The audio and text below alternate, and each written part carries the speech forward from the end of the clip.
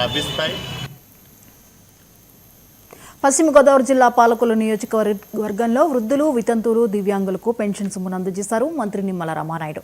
చంద్రబాబు అధికారంలోకి వచ్చిన మొదటి నెల నుంచే ఎన్టీఆర్ భరోసా పెన్షన్ సొమ్ము రెట్టింపు చేసి అందజేస్తున్నామన్నారు.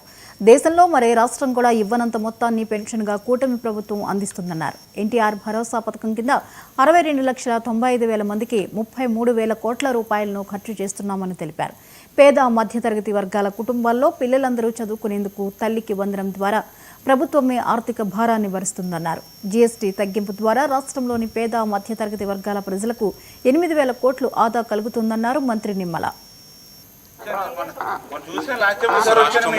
ఒకటవ రోజు వచ్చింది అని అంటే ఒక సంక్రాంతి, ఒక క్రిస్మస్, ఒక రంజాన్ కలిపినటువంటి ఒక పెద్ద పండుగ ఈ రాష్ట్రంలో. ఎందుకంటే ఎవరైతే ఆదరణ లేక నిరాదరణకు గురవుతున్నటువంటి వృద్ధులు ఎవరైతే ఉన్నారో, వితంతువులు ఎవరైతే ఉన్నారో వాళ్ళు పింఛన్ చరిత్రలో ఎక్కడా లేనటువంటి విధంగా, భారతదేశం మొత్తం ఏ రాష్ట్రంలోనూ లేనటువంటి విధంగా 4,000 రూపాయల పింఛను వాళ్ళు అందుకుంటున్నటువంటి పరిస్థితి. ఎవరైతే దివ్యాంగులు ఉన్నారో మరి వాళ్ళు 6,000 రూపాయలు అందుకుంటున్నటువంటి పరిస్థితి తమ ఇంటి దగ్గర, గడప దగ్గర. అందులో కూడా సాక్షాత్తు ఈ రాష్ట్ర ముఖ్యమంత్రి చంద్రబాబు నాయుడు గారు సైతం ఆ పేదవాని ఇంటికి వెళ్ళి వీళ్ళు పింఛను అందుతున్నటువంటి పరిస్థితి.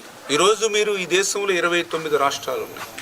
ఆంధ్రప్రదేశ్ రాష్ట్రం తప్ప ఏ రాష్ట్రం దగ్గరికి వెళ్ళినా కూడా పింఛను 2,000 రూపాయలు, 1,500 రూపాయలు, 750 రూపాయలు మాత్రమే ఉన్నాయి మిగిలిన రాష్ట్రాల్లో. ఒక్క ఆంధ్రప్రదేశ్ రాష్ట్రంలోనే 4,000, 6,000, 10,000, 15,000 ఉంది అంటే అది చంద్రబాబు నాయుడు గారికి ఉన్నట్టు మానవత్వం. 200 రూపాయలు పింఛను 2,000 రూపాయలు చేసింది చంద్రబాబు నాయుడు గారు. ఆ 2,000 రూపాయలని 3,000 రూపాయలు చేస్తానని ఆ 1,000 రూపాయలు పెంచడానికి 5 సంవత్సరాలు పట్టింది జగన్మోహన్ రెడ్డి గారికి.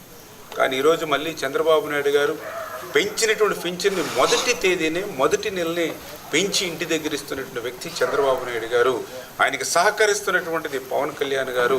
వీరిద్దరికీ అండగా ఉన్నది నరేంద్ర మోడీ గారు. ఇటువంటి మంచి ప్రభుత్వాన్ని, పేదల ప్రభుత్వాన్ని ఆశీర్వదించాలని చెప్పి ప్రజలందరినీ కూడా మరీ ముఖ్యంగా కోరుకుంటున్నాను. పల్నాడు జిల్లా అమరావతి రాజీవ్ కాలనీలో